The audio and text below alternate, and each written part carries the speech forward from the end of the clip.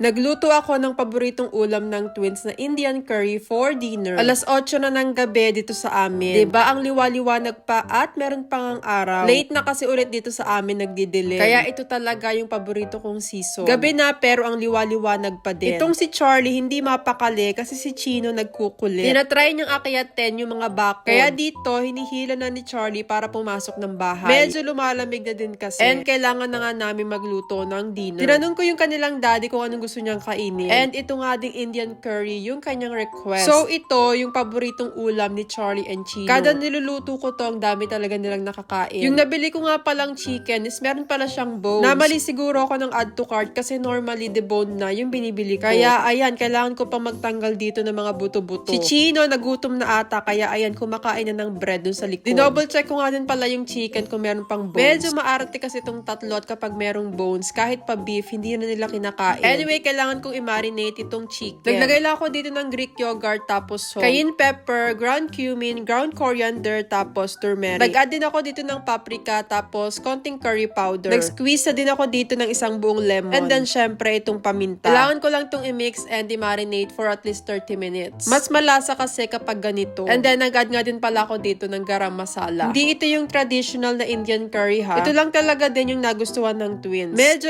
imbento lang siya. Naghiwa na din ako dito ng sibuyas at ayan, naiyak pa nga. Mas madaming sibuyas, mas masarap. And then, naka 30 minutes na naman. So, mag-start na ako magluto. Naglagay lang ako dito ng olive oil kasi medyo ipiprito ko lang ng konti yung mga minarinate kong chicken. Ito nga palang ginamit kong chicken is thigh part. Pwede rin namang chicken breast, pero parang mas bet talaga namin kapag thigh. Diba? Parang mas juicy, tapos pag breast kasi medyo dry talaga siya. Inalis ko na yung chicken sa pan, tapos naglagay na ako dito ng cumin seeds. Gigisa ko na din itong aming sibuyas. And then, medyo dry kasi, so nag-add ako dito ng butter. Dagdag pampalasa din kasi to. And then, naglagay na din ako dito ng garlic. Mas madaming garlic, mas masarap din. And yung mga seasonings and spices na ginamit ko kanina dun sa pag-marinate, yun lang din yung nilagay ko dito. Actually, tansya-tansya na lang din to. Pinalambot ko lang yung mga sibuyas, tapos binalik ko na tong chicken. Minix ko lang din para matunaw yung mga powder. Pagkatapos niya, nilagay ko na itong isang can ng tomato sauce. Nag-add lang din ako dito ng asin kasi medyo matabang pa siya. Pati na rin itong pepper. Pakukuluin ko lang to for 15 minutes. And after 15 minutes naman, dito na ako nag-a-add ng coconut milk. Konti lang naman yung ilalagay dito, hindi yung buong can. And then, syempre, mix lang ulit, tapos antayin ko lang kumulo for 10 minutes. Minsan, naglalagay nga din pala kami dito ng mga patatas para mas malapot din yung sabaw. Pero this time, spinach na lang yung ilalagay ko muna. And usually din, sinisimmer ko to for another 40 minutes para mas lasang-lasa talaga siya. Nakalimutan ko nga din palang igisa itong ginger paste. Kaya pala tikim ako ng tikim and parang may kulang dun sa lasa. So, ayan, hinabol ko na lang. Habang sinisimmer, nagluto na din ako dito ng sinaing. Yung ginagamit kong rice is basmati rice. And then, meron din ako ditong naan and papadoms. Masarap kasi yan kaulam nitong ating curry. Mabilis lang naman yan kasi kailangan lang iinit for 2 minutes sa oven. And then, of course, naready ko na tong aming ulam. Gutom na kasi kaming apat. And mukhang mapapadami na naman nga yung aming kain today. Ewan ko, pero ito kasi yung gustong-gusto talaga nilang ulam. At ito nga daw yung kanilang favorite. Mas gusto nga lang nila kapag yung chicken is durog. So, dyan, tinutulungan ko silang i-ready yung kanilang food. After few minutes nga, ayan, ubos na yung food. And syempre, pagkatapos, dessert time naman. Inaasar pa nga si Charlie ng kanyang daddy dito. Napapili siya kung fruit or ice cream.